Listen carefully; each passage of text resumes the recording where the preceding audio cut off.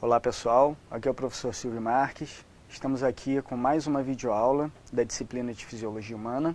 E nessa aula de hoje, dando sequência nas aulas que nós vimos anteriormente, sobre os equilíbrios homeostáticos, de como o organismo ele busca uma faixa de normalidade, vejamos então como que o organismo, as unidades, digamos assim, principais do nosso organismo, elas vão estar tentando identificar as alterações provenientes do ambiente, ou até mesmo as alterações provenientes do ambiente interno, para que aí sim a transmissão, observando aquele diagrama, de sistemas homeostáticos, onde nós temos um sensor então comunica um centro de integração, por sua vez esse centro de integração, ao processar a mensagem, ele vai precisar recrutar um efetor para que essa resposta, esse controle, ele seja exercido. Então, observando essa imagem, a unidade principal que nós temos dentro do nosso organismo para fins de controle homeostático, nós temos então a porção celular. Então a célula a gente pode observar que ela é isolada do meio externo, por isso que nós temos o líquido intracelular e o líquido extracelular. Então a membrana celular é uma estrutura muito importante no que diz respeito ao controle desses dois ambientes. Então observando as concentrações iônicas, que é um dos princípios homeostáticos muito importantes para o controle do funcionamento da célula, nós observamos que as concentrações iônicas são diferentes na porção intracelular e na porção extracelular. Então, ao nós imaginarmos então, que o que está levando, quais são os fatores, quais são as estruturas responsáveis por promover então esse desequilíbrio iônico dentro da célula. Isso é extremamente necessário para que nós vejamos então como é que o processo de comunicação neural ele vai se dar através dos potenciais de ação e em decorrência do potencial de repouso. Uma vez então com que o meio intracelular, observando aqui na imagem, o meio intracelular, devido às suas concentrações iônicas serem diferentes do meio extracelular, isso vai gerar um gradiente inicial de potencial, de repouso, que nós chamamos de um gradiente potencial de menos 70 mV. Cabe observar que esses menos 70 mV não significa que o meio intracelular está negativo, com cargas negativas em relação ao meio extracelular. A única coisa que se refere é que o meio intracelular ele tem uma quantidade menor de cargas positivas do que o meio extracelular. Então, a estrutura, observando a estrutura dos nossos canais iônicos, da nossa membrana celular, a membrana celular ela tem uma diversidade muito grande de canais iônicos. Então, esse gradiente de potencial de menos 70 mV, ele é extremamente necessário para que o potencial de repouso ele mantenha essa faixa de valor de menos 70, essa faixa negativa. Então, observando aqui a figura da direita, então, a gente consegue observar que no momento do potencial de repouso, ou seja, menos 70 mV, há uma concentração maior de sódio no meio extracelular e maior de potássio no meio intracelular. Numa faixa de voltagem de menos 70 mV, no momento da despolarização, observamos então que a essa faixa de potencial, aquelas estruturas proteicas em azul são chamadas de canais de sódio dependentes de voltagem. Então eles precisam dessa faixa de potencial de menos 70 mV para que ocorra então a ativação desses canais e o fluxo iônico inicie-se. Então, à medida com que acontece o fluxo de sódio através desses canais, sódio com cargas positivas passa do meio externo para o meio interno, tornando o meio interno, então, em direção à positividade. Então, esse fenômeno é chamado de despolarização, que seria aqui no nosso gráfico a representação dessa porção em verde, devido à abertura dos canais de sódio. Então, tendo em mente que os canais de sódio dependentes de voltagem, eles vão trabalhar numa faixa de potencial muito negativa, na faixa de 70 mV, à medida com que a despolarização ela vai acontecendo, a tendência do potencial então de membrana ele é aproximando de valores mais positivos.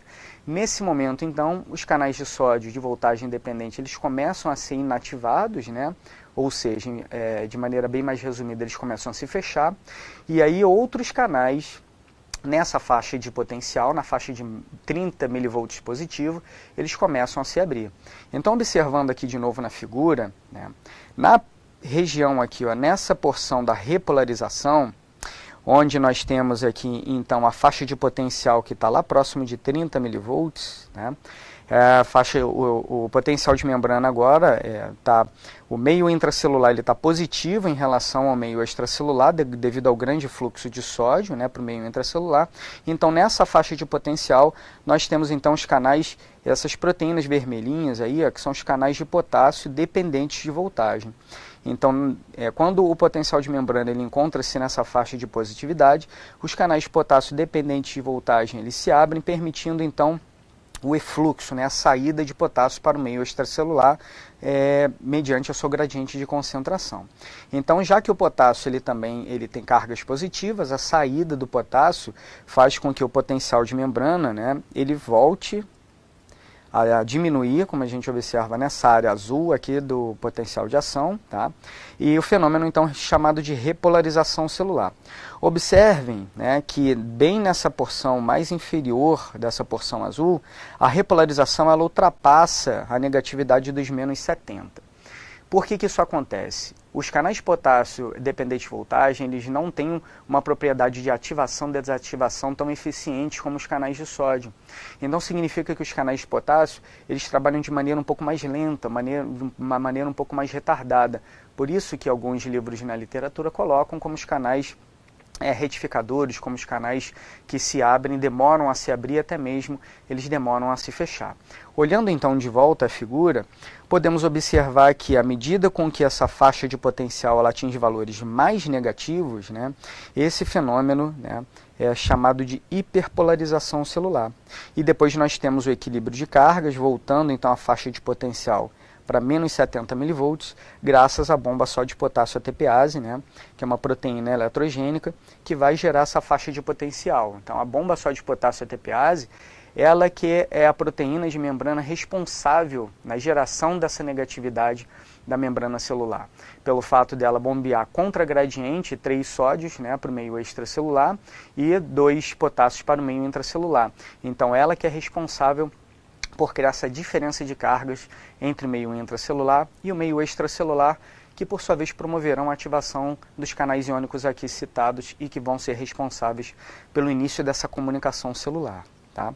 Então, com isso, observamos que a célula neuronal ela tende a ser ativada após a despolarização, então o sinal ele vai percorrendo toda a estrutura do neurônio, como nós vimos na nossa última aula, e a partir daí, né, os estímulos provenientes da periferia, elas podem atingir áreas específicas do sistema nervoso central, como nós veremos, e isso vai se dar pela comunicação de diversos neurônios, né?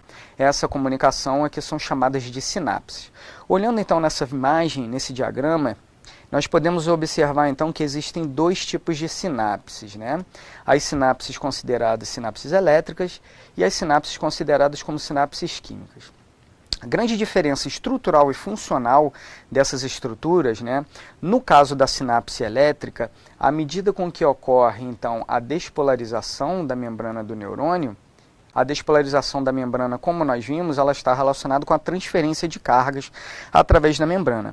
Reparem que na sinapse elétrica, né, o neurônio pré-ganglionar, então aqui nós temos um exemplo de um neurônio pré-ganglionar, ele consegue transmitir a mensagem para o neurônio pós-ganglionar através de proteínas de membranas, que são chamadas de junções comunicantes. Então o fluxo iônico ele consegue atravessar essas junções comunicantes e, por sua vez, a informação ele passa, né, o fluxo iônico passa do neurônio pré-ganglionar em direção ao pós-ganglionar, promovendo então a despolarização do neurônio pós-ganglionar. A grande diferença em relação a uma sinapse elétrica para a sinapse química é que não observamos a presença dessas proteínas de membrana, né? Muito pelo contrário.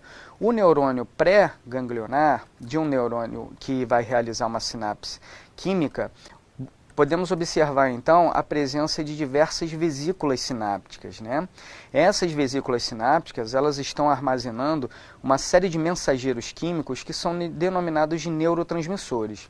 Então, esse sinal químico, uma vez com que o neurônio pré-ganglionar ele realiza a despolarização, essa despolarização, então, permite um influxo de cálcio para o botão sináptico do neurônio pré-ganglionar.